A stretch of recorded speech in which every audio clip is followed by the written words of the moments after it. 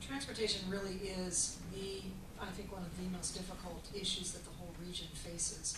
And there aren't any real easy or inexpensive fixes.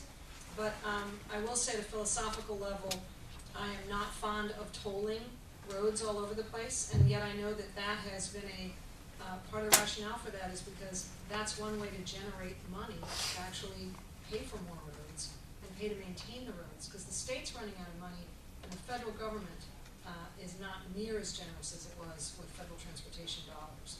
So while I said for many years they could expand capacity on MOPEC with a bucket of paint, which they're now proving by restriping the lanes, except that they're taking away lanes on each side to build toll lanes.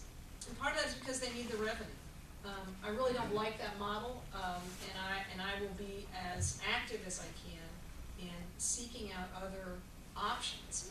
One of the things that has worked very effectively in many large cities, not just in the US but around the world, is reversing the flow of traffic at rush hour. And I know because I've been an advocate for this since the mid-1990s, and the staff has pretty consistently said, oh, it'll never work here. Has anybody ever driven on lanes of traffic where they've reversed the flow, either in a coastal area because they want everybody to get away from a hurricane, or at Formula One?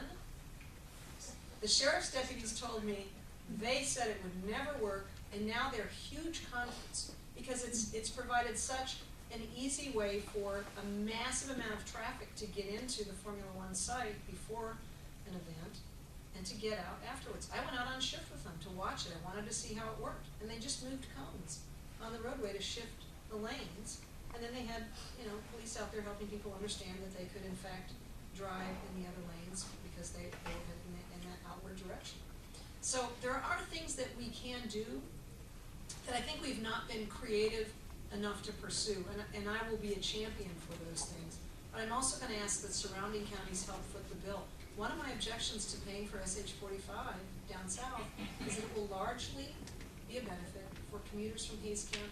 Thank you. They're not paying a penny. Thank you.